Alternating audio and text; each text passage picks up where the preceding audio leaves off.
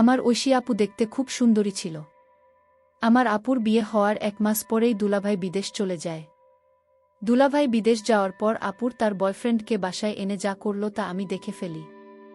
এই সুযোগটাকে কাজে লাগিয়ে আপুকে আমি যা বলতাম আপু তা করত। একদিন আপুকে হোটেলে নিয়ে যা করেছিলাম তা শুনলে আমি গ্যারান্টি দিয়ে বলতে পারি তোমাদের পানি চলে আসবে। তাহলে কথা না বাড়িয়ে আসল ঘটনাটি শুরু করি। আমার নাম শাওন, বয়স 18 বছর। আমার একমাত্র বড় বোন সুমাইয়া আফরিন ঐশী, বাড়ির সবাই ঐশী বলে ডাকে। তার বয়স 20 বছর। কিছুদিন আগে ঐশী আপুর বিয়ে হয়েছে। দুলাভাই বিদেশে থাকে। বিয়ে করার জন্য 1 মাস আগে দেশে এসেছে। ঐশী আপুকে দেখে তার পছন্দ হয়েছে, তাই দেরি না করে তাড়াতাড়ি বিয়ে করেছে। আমাদের অর্থনৈতিক অবস্থা খুব বেশি ভালো না। বাবা একটা ছোট কোম্পানিতে চাকরি করেন। ঢাকা শহরে থাকা খাওয়ার খরচ সামলানো কঠিন। তাই দুলাভাই এর মতো একটা ভালো ছেলেকে পেয়ে বাবা আর মা কোনো দেরি করতে চায়নি। ওসি আবু বিয়েতে খুব খুশি ছিল। কিন্তু দেখতে দেখতে 2 মাস পার হয়ে গেল, আর দুলাভাইয়ের বিদেশ যাওয়ার সময় হয়ে গেল। বিয়ের 2 মাসের মধ্যেই স্বামী বিদেশে চলে যাবে। তাই ঐশী আপু ভীষণভাবে ভেঙে পড়ল। তাই দুলাভাই সিদ্ধান্ত নিল যে 1 বছর পরেই দুলাভাই দেশে ফিরে আসবে, আর এই 1 বছর বয়সী আপু তার বাপের বাড়িতেই থাকবে। দুলাভাইয়ের বাড়ি টাঙ্গাইল জেলাতে। তাই বিদেশে যাওয়ার 1 সপ্তাহ আগেই ওই আপুকে সাথে নিয়ে ঢাকাতে আমাদের বাসায় চলে আসলো। ওসি আবু আর দুলাভাই আসাতে মা বাবা আমরা সবাই খুব খুশি হলাম। দুলাভাই আরও বেশি। আপুর সাথে আমি খুব আনন্দের সাথে সময় কাটাতে লাগলাম। দুলাভাইয়ের বিদেশে যাওয়ার দিন চলে আসলো। দুলাভাই যেদিন বিদেশে যাবে তার আগের রাতে আমার ঘুম ভেঙে গেল। আমি পানি খাওয়ার জন্য আমার রুম থেকে বাইরে এসে ডাইনিং এসেছি।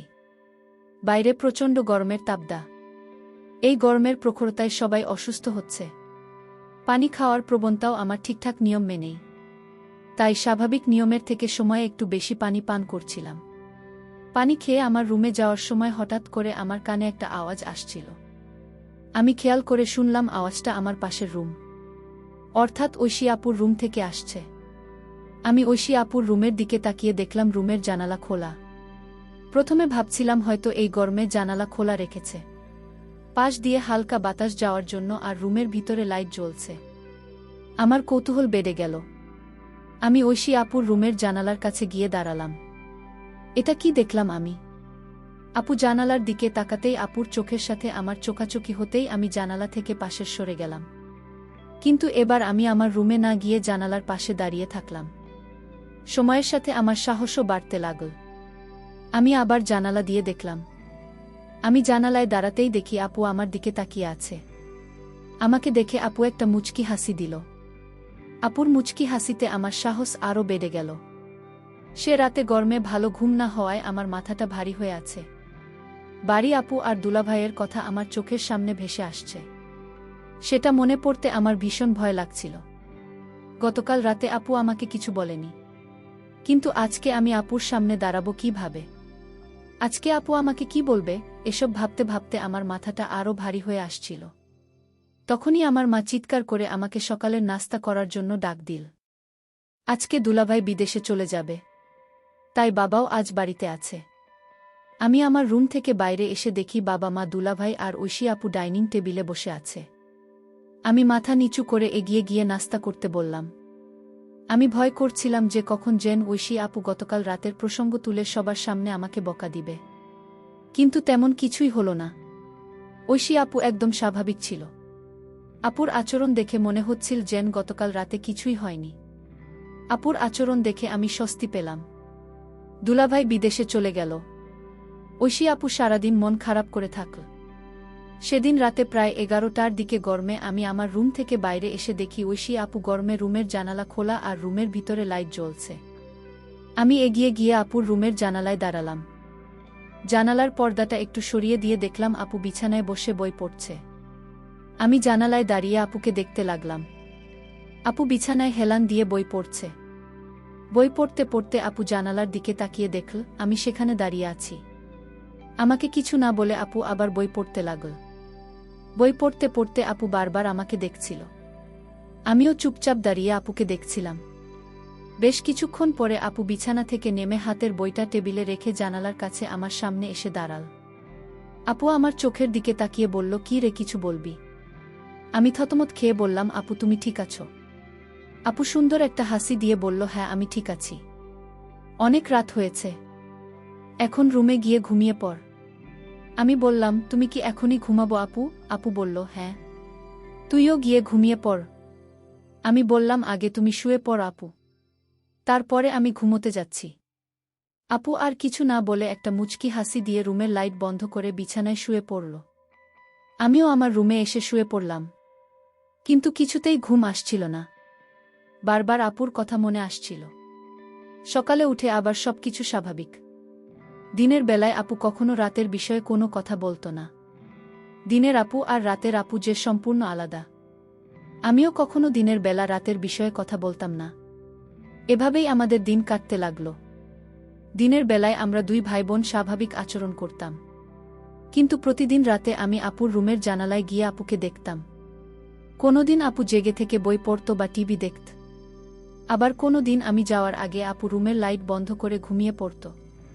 প্রায় ৮-৯ দিন পরে একদিন রাতে আমি ঐশী আপুর রুমের জানালায় গিয়ে দেখলাম আপুর রুমের লাইট জ্বলছে, কিন্তু রুমে আপু নাই। আমি রুমের চারিদিকে তাকিয়ে দেখলাম, আপু কোথাও নাই। হঠাৎ আপু রুমের বাথরুমের দরজা খুলে গেল। আপু বাথরুম থেকে গোসল সেরে বাহির হয়ে আসলো। আপুকে দেখে আমার হার্ট বিট বাড়তে লাগল, কারণ আপু তখন অবস্থায় ছিল।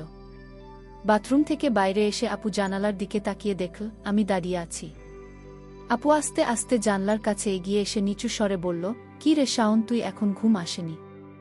আমি বললাম, আমার ঘুম আসছে না আপু। আপু বলল, বেশি রাত জাগা শরীরের জন্য ভালো না। আমি দাঁড়িয়ে দাঁড়িয়ে অবাক হয়ে আপুকে দেখছিলাম। আপু তখন ঘুমানোর জন্য প্রস্তুত হল। তারপরে আমাকে বলল, এবার গিয়ে ঘুমিয়ে পড়। আমি বললাম, থ্যাঙ্কস আপু। আপু লাইট বন্ধ করে শুয়ে পড়ল। আমি আমার রুমে এসে সব কিছু ভাবতে ভাবতে ঘুমিয়ে পড়লাম। একদিন আমার বাবা আর মা সকালে নাস্তা করে চাচার বাসায় গেল। আমার বাবা দুই ভাই। আমার বাবা ছোট আর চাচা বড়। চাচার বাড়ি ঢাকা শহরে। চাচা আমাদের মতো মধ্যবিত্ত নয়। চাচার কাপড়ের ব্যবসা আছে। নিজের চেষ্টায় চাচা তার ব্যবসা প্রতিষ্ঠা করেছে। চাচার একমাত্র ছেলে সিহাব আমার কয়েক মাসের ছোট হলেও আমরা দুই চাচাত ভাই বন্ধুর মতো। সিহাব হচ্ছে আমার ধনী চাচার আদরের একমাত্র সন্তান। তাই সিহাব ইচ্ছামতো টাকা খরচ করে। চাচা চাচি সিহাবকে কিছুই বলে না। আমার বাবা আর মা সারাদিন চাচার বাসায় থাকবে আর ফিরবে রাতে। আজকে শুধু আমরা দুই ভাইবোন বাসায় থাকব। তাই আমি আমার রুমে বসে ভাবছি কিভাবে আপুর সাথে আরও বেশি ফ্রি হওয়া যায়। তখনই ঐশী আপু আমার রুমে এসে বলল, কি করছিস এখন? আমি বললাম, কিছু না আপু, এমনি বসে আছি। আপু বলল, আজকে কি তোর কোনো কাজ আছে? আমি বললাম, না আপু, আমার কোনো কাজ নাই। আজকে সারাদিন আমি তোমার সাথে গল্প করব ভেবেছিলাম, যদি তুমি ব্যস্ত না থাকো। আপু বলল, ও আচ্ছা, তাহলে তুই গোসল করে ফ্রেশ হয়ে আমার রুমে আয়। আমি বললাম, ঠিক আছে আপু, আমি গোসল করে তোমার রুমে আসছি। আপু চলে যেতে আমি তাড়াতাড়ি গোসল করে রেডি হয়ে আপুর রুমে গেলাম। আপুর রুমের দরজা খোলা ছিল। আমি আপুর রুমের ভিতরে ঢুকে দেখলাম আপুর রুমে নেই। খেয়াল করলাম আপনার বাথরুম থেকে গোসলের পানি পড়ার শব্দ আসছে। আপনি হয়তো বাথরুমে গোসল করছে। তাই আমি বাথরুমের দরজার কাছে গিয়ে বললাম, তুমি গোসল করেছ নাকি আপু? আমি কি একটু পরে আসব? আপু বাথরুমের ভিতর থেকেই বলল, আমার গোসল প্রায় হয়ে গেছে, তুই বিছানায় বসে থাকে। আমি আপুর বিছানায় বসলাম। কিছুক্ষণ পরেই আপু বাথরুম থেকে মাথা মুছতে মুছতে বাহির হয়ে আসলো। আমি চোখ বড় বড় করে আপুকে দেখতে লাগলাম। মাথা মুছতে মুছতে আপু এসে আমার পাশে বসল। আপু আমাকে বলল, শাওন, ড্রেসিং টেবিলের উপর থেকে লোশনের বোতলটা নিয়ে আয় তো। আমি বিছানা থেকে নেমে ড্রেসিং টেবিলের উপর থেকে লোশনের বোতলটা নিয়েও সীতাপুর সামনে এসে দাঁড়ালাম।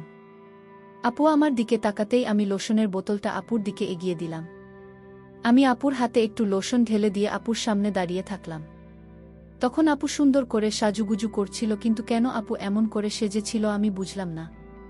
সেদিন রাতে বিদ্যুৎ ছিল না, আর প্রচণ্ড গরম পড়েছিল। তাই আমি বাইরে বের হয়েছিলাম। হঠাৎ আপু রুমের দরজা খোলা ছিল। আমি আপুর রুমের ভিতরে ঢুকে দেখলাম আপুর রুমে নেই। আমি পাশের রুমে চলে গেলাম, কিন্তু সেখানেও আপু নাই। তাহলে আপনি কোথায় গেল? আমার ভীষণ চিন্তা হচ্ছে। হঠাৎ লক্ষ্য করলাম আমার পাশের রুম থেকে আপুর গলার আওয়াজ আসছে। মনে হচ্ছে চিৎকার করছে।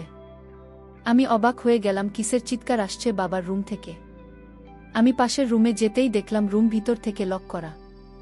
আমি জানালার পাশে গেলাম, গিয়ে দেখলাম সেখানে জানালাও লক করা। আমার মন চাচ্ছে জানালা ভেঙে ঘরে ঢুকে পড়ি। কি হচ্ছে রুমে? আমার বোন এমন চিৎকার করছে কেন? আমি কোনো উপায় না পেয়ে দরজা ভাঙার চেষ্টা করলাম, কিন্তু দরজা কিছুতেই ভাবতে পারছি না। অনেক চেষ্টার পর দরজা ভেঙে ফেললাম। দরজা ভেঙে রুমে ঢোকার সাথে সাথে যা দেখলাম তা দেখে আমার মাথা ঘুরে গেল। একটি ছেলে রুম থেকে জানালা দিয়ে পালিয়ে গেল। তাদের অনেক বুদ্ধি। আমি দেখলাম জানালা দিয়ে যেন পালাতে পারে সেই জন্য আগে থেকেই প্রস্তুত করে রেখেছে। আমি আপুকে জিজ্ঞেস করলাম, আপুর রুমে কি ছিল? আপু বলল, সেই জবাব কি তোকে দিতে হবে? আমি বললাম, আপু তুমি আমাকে ছোটবেলা থেকে অনেক স্নেহ করো, আর আমি যখন যা বলছি তাই করেছ। আপু তুমি আমার সাথে লুকিয়ে না, এই ঘরে আর কি ছিল বল আপু, আমি জানতে চাই। জানলা দিয়ে পালালো। আমার বোন কোনো উত্তর না দিয়ে আমাকে বলল, শোন, তুই আমার কাছে আর যা চাইবি তাই পাবি, কিন্তু তুমি আমাকে অন্য প্রশ্ন করিস না। আমি ভাবলাম আপু কি বলতে চায়, আমি যা চাইব তাই পাব। আমি আপনাকে বললাম, আপনি ঠিক আছে, আমি তোমার কাছে একটা জিনিস চাইব, তুমি কি দিবে? আপু বলল, বলেই দেখ না, আমি দেখি না। আপুকে কথাটা বলতে আমার খুব ভয় হচ্ছিল। আমি আমতা আমতা করে বললাম, আপু আমি তোমাকে নিয়ে দূরে কোথাও ঘুরতে যাব। আমি বাড়িতে তোমাকে আমার মনের কথাটা বলতে পারবো না। দূরে গেলে বলতে পারবো। আপু বলল, কত দূরে যেতে হবে? আমি আপনাকে বললাম কক্সবাজার গেলেই হবে। আমি মনে মনে চিন্তা করলাম, আমার ভাইটা আমার কাছে কি এমন চাইবে যে কথাটা বাড়িতে বলতে ভয় পাচ্ছে। আমি ছোট ভাইয়ের কথায় রাজি হয়ে গেলাম। আমি তোর সাথে ঘুরতে যাব। আমিও জানতে চাই আমার ছোট ভাইয়ের মতোটা কি। হঠাৎ ছোট ভাই আমাকে ডাক দিয়ে বলল, আপু আমি যে কথা তোমায় বলবো আর আমি তোমার কাছে যা চাইব তা কাউকে বলতে পারবে না। বিষয়টা গোপন রাখতে হবে। প্রমিস কাউকে বলবো না। তাহলে এখনই বলে ফেল, কি বলবি, আমার কাছে কি চাস? আপু আমি আগেই বলেছি আমি বাড়িতে বলতে পারবো না। তোমাকে কক্সবাজার নিয়ে তারপর বলবো। ঠিক আছে আমার লক্ষ্মী ভাই, তাহলে চল আজই আমরা কক্সবাজার চলে যাই। আপনার কথা শুনে আমার খুব আনন্দ লাগছে, আমার অনেক ভয় লাগছে। তাহলে চলো কালই আমরা কক্সবাজার চলে যাই। পরের দিন সকালে আমি আপুকে নিয়ে কক্সবাজার রওনা দিলাম। আমরা সকাল ৮টায় বাড়ি থেকে কক্সবাজারের উদ্দেশ্যে নিয়ে রওনা দিলাম। আমরা প্রায় রাত ৯টায় কক্সবাজার গিয়ে পৌঁছালাম। সারাদিন গাড়ির জার্নিতে শরীরটা আমার অনেক ক্লান্ত হয়ে গেছে। আমার চোখের পাতা কিছুতেই খোলা রাখতে পারেনি। আমি ঘুমিয়ে পড়লাম। মানে আমার আপু ঘুমিয়ে গেল। আমি আপনাকে বললাম, আপু কিছু খাবে না? আমি বাহির থেকে খাবার নিয়ে আসি। আপু বলল, না আমি কিছুই খাব না। উত্তর, ইচ্ছে থাকলে তুই হোটেল থেকে খেয়ে নে। আমি বললাম, আপু তোমাকে রেখে আমি কি খাইতে পারবো? আপু বলল, ডিস্টার্ব করিস না, আমি ঘুমা, তুই যা পারিস না করে। বেন বেন করিস না, কাল কথা হবে, এখন ঘুমাও। আপুকে ঘুমের মধ্যে অনেক সুন্দর লাগছিল। আমিও ক্লান্ত শরীর নিয়ে ঘুমিয়ে পড়লাম। পরের দিন সকালে ঘুম থেকে উঠে আমরা সমুদ্র সেকতে ঘুরতে গেলাম। সারাদিন ঘুরলাম। এবার আপু আমায় প্রশ্ন করল, আচ্ছা শোন, তুই কি ভুলে গেছিস? তুই আমাকে কেন কক্সবাজার নিয়ে এসেছিস? আরে আপু ভুলি নাই, আজ রাতে বলবো। আপু যদি তুমি আমার কথা না রাখে তাহলে আমি কিন্তু এদিনের রাতের ঘটনা সবাইকে বলে দেব। আপু তখন আমার দিকে রাগান্বিত ও চোখে তাকিয়ে বলল, শাওন, আমি কিনা করেছি তোর কথা রাখব না? তারপর সন্ধ্যা হয়ে আসছে। আমি আপনাকে বললাম, আপু চলো হোটেলে যাই। রাতের খাবার হোটেলে খেয়ে তারপর আজ আমরা হোটেলেই থাকব। আপু তখন বলল, হোটেলে কেন? এখানে তো দুলাভাইয়ের ছোট ভাইয়ের বাসায় থাকতে পারি। আর আমরা তো গতকাল এখানে ছিলাম। আমরা কেন শুধু শুধু তথা ভাড়া দিয়ে হোটেলে থাকব? আমি বললাম, হোটেল না থাকলে যে আমার মনের কথাটা বলতে পারবো না আপু। আপু তখন বলল, ঠিক আছে তুই যা বলবি তাই হবে। তারপর আমরা একটা হোটেলে গিয়ে উঠলাম। আমি আপুকে যে কথাটা বলব সেই কথা শুনে আপু কি আমার প্রতি রাগ করবে? আমি এসব চিন্তা করছিলাম। আপু আমায় বলল, শোন, তুই কি চিন্তা করছিস? আমি আপনাকে বললাম, আপু আমি যে কথাটা বলবো তা শুনলে তুমি রাগ করবে না তো? আপু বলল, আমি কতবার বলবো আমি রাগ করব না। আমি কাউকে কিছু বলবো না, তুই নির্ভয়ে আমাকে তোর মনের কথা বলতে পারিস। আপুর কথা শুনে আমি কিছুটা সাহস পেলাম। আমি আপু বললাম, আপু আমি ছোটবেলা থেকেই তোমাকে অনেক পছন্দ করি। আর দুলাভাই বিদেশ যাওয়ার পর থেকে আমি লক্ষ্য করছি তুমি সবসময় মনমরা হয়ে থাকো। আমি তোমার কষ্ট বুঝি। তুমি চাইলে আমি তোমার কষ্ট দূর করে দিব। আপু বলল, তুই আমার কষ্ট বুঝিস? আরে আপু, চোট থেকে আমরা একসাথে বড় হয়েছি। আমি তোমার মনের কথা না বুঝবে কি বুঝবে? আমি জানি তোমার ভিতর কিসের অভাব কাজ করছে। ছোট ভাইয়ের কথা শুনে আমি কিছুটা আশ্চর্য হলাম। বলে কি সে আমার মনের খবর সব জানে? আচ্ছা, বেশি কথা না বলে তুই বল আমার কাছে কি চাস? আপু, আমি ছোটবেলা থেকেই তোমাকে আমার পছন্দ, আর তাই আমি তোমার সাথে।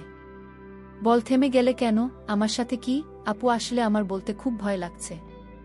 আরে বাবা, এত ভয় করলে কি চলবে? কি বলতে চাস বলে ফেলে।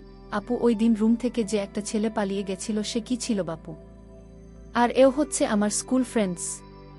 তার সাথে তুমি কি করছিলে আপু? আপু বলল, আমি বলতে পারবো না। তুই কি বোকা, কিছুই বুঝিস না? আমি কি করছিলাম তাই আমার মুখ থেকে শুনতে হবে? হুম আপু, তোমার মুখ থেকে শুনতে চাই। তুমি বললে আমি অনেক খুশি হব আপু। আরে পাগল ছেলে, সেটা কি বলা যায়? সেটা তো বুঝে নিতে হবে। আমি বুঝেছি আপু। তাহলে তো হলোই। আপু, আমি যা মনে মনে বুঝে নিলাম তা আমি করতে চাই। ঠিক আছে, আজ আর কোনো কথা নয়, যা হবার কাল হবে। আপুকে বললাম, আপু কাল হবে তো? আমার কথা রাখবে তো? আমি বললাম, আমি কি তোর সাথে মিথ্যা কথা বলেছি? আমারে কি তোর বিশ্বাস হয় না? যদি বিশ্বাস থাকে তাহলে এখন ঘুম, কাল সব হবে। প্রিয় দর্শক বন্ধুরা, আজ অনেক রাত হয়ে যাওয়ার কারণে গল্পটি শেষ করতে পারলাম না। তাই এই গল্পের বাকি অংশ আগামীকাল আপলোড দেওয়া হবে। সেই পর্যন্ত সবাই ভালো থাকবেন।